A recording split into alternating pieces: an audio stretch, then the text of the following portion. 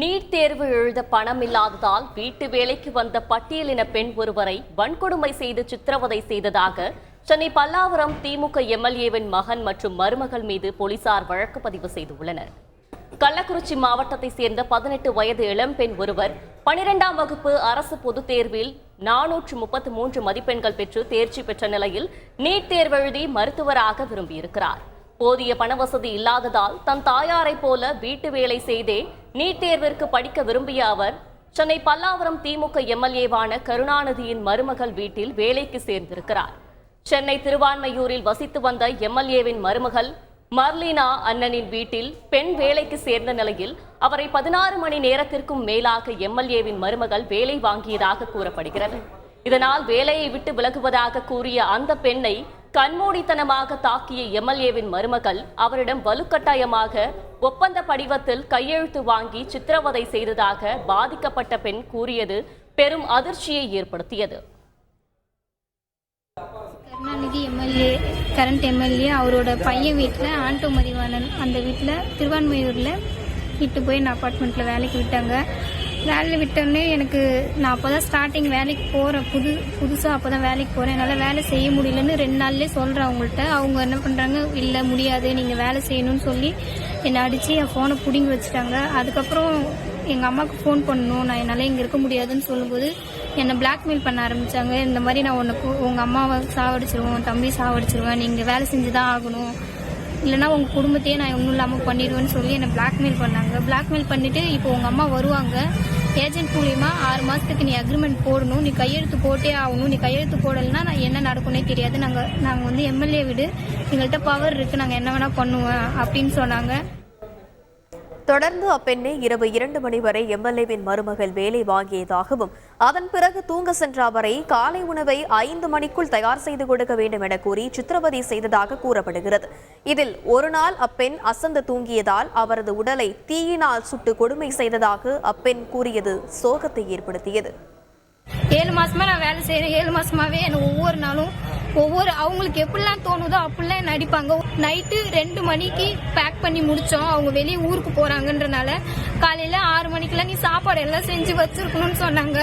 நான் 2 மணிக்கு தான், நீ படுத்து தூங்கணும்னு அவசியமே கிடையாது, யாராலுமே தூங்காம இருக்க முடியாது. 2 மணிக்கு நான் படுத்தேன், காலையில எழுந்திருக்க முடியல, 7 மணிக்கு தான் நான் எழுந்தேன். என்னால் சாப்பாடு செஞ்சு ரெடி பண்ணி வைக்க முடியலன்றனால அவங்க ஹேர் ஸ்ட்ரைட்டிங் வச்சு என் கையில ஃபுல்லா காயம் பண்ணிட்டு வீட்டுல விட்டுட்டு போனாங்க.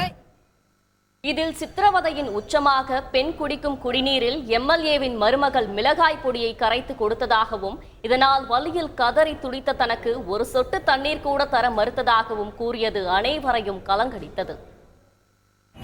மிளகாத்தூள் அவங்களுக்கு என்னென்ன விதவிதமா தோணுதோ கொடுமை பண்ணணும்னு நினைக்கிறாங்களோ அந்த மாதிரிலாம் என்ன பண்ணாங்க. மிளகாத்தூளை கரைச்சு குடின்னு குடிக்க சொல்லுவாங்க. குடிச்சிட்டு உள்ள ஃபுல்லா எரியும், என்ன பண்றதுன்னு தெரியாம டைல்ஸ் படுத்து துடிப்பேன், என்னால முடியலக்கா ஏதாவது பண்ணுங்கன்னு. தண்ணி கூட குடிக்க கூடாதுன்னு அவ்வளவு கொடுமைப்படுத்தினாங்க. இந்த சம்பவத்தில் அடிக்கடி பெண்ணை நிர்வாணமாக்கி வீட்டை விட்டு வெளியேறுமாறு எம்எல்ஏவின் மருமகள் மிரட்டியதாகவும் இதுகுறித்து யாரிடமாவது தெரிவித்தால் தான் கர்ப்பம் தரித்து கருகலைத்ததாக கூறி தனக்கு தெரிந்த மருத்துவரையே சொல்ல வைப்பதாக அச்சுறுத்தியதாகவும் அப்பெண் குமுறியது பரபரப்பை எகிரச் செய்தது. எனக்கு தெரிஞ்ச டாக்டர் இருக்காங்க, நான் அவங்கள்ட்ட சொல்லி நீ அபார்ஷன் பண்ணுன்னு சொல்லி எனக்கு இர்ரெகுலர் பீரியட்ஸ் இருக்கு, அதெல்லாம் அவங்க யூஸ் பண்ணிட்டு நான் ஒரு போலி டாக்குமெண்ட் ரெடி பண்ணி உன் ஊர் ஃபுல்லா சொல்லிடுவேன், உன்னை அசிங்கப்படுத்திடுவேன், அதுக்கப்புறம் நீ எங்க போவே, நீ எங்க யார்கிட்ட சொல்லி என்ன பண்ண முடியும், என் ட்ரெஸ் எல்லாம் கழட்டி நீ வெளியே போடின்னு என்ன இது பண்ணிருக்காங்க. நான் அவ்வளவு கெஞ்சுவோம், வேண்டாம் என்ன விட்டுருங்கன்னு சொல்லி நான் ஒரு நாள் ஃபுல்லா ஒரு குழம்பு கண்ணி வச்சு காலையில ஆரம்பிச்சாங்க, நைட்டு 11 மணி வரைக்குமே.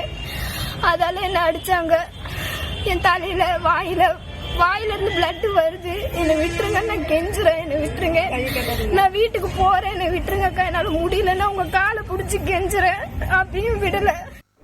இந்த சம்பவத்தில் எம்எல்ஏவின் மருமகள் மீது சுமத்தப்பட்ட அதே குற்றச்சாட்டு அவருடைய மகன் ஆண்ட்ரோ மதிவாணன் மீதும் சுமத்தப்பட்ட நிலையில் இருவர் மீதும் வன்கொடுமை சட்டப்பிரிவுகளின் கீழ் போலீசார் வழக்கு பதிவு செய்துள்ளனர். இந்த நிலையில் இந்த சர்ச்சை குறித்து சென்னை பல்லாவரம் திமுக எம்எல்ஏ கருணாநிதி அளித்திருக்கும் விளக்கத்தை பார்க்கலாம். இல்லை, நான் பல்லாவரத்தில் மக்கள் பணி ஆற்றின்னு இருக்கேன். நான் இருக்கிற இடம் குரம்பட்டை. அவங்க இருக்கிறது வந்து திருவான்மியூர். அந்த திருவான்மியூரில் நான் 7 வருஷம் முன்னாடியே கல்யாணம் பண்ணி கொடுத்துட்டேன்.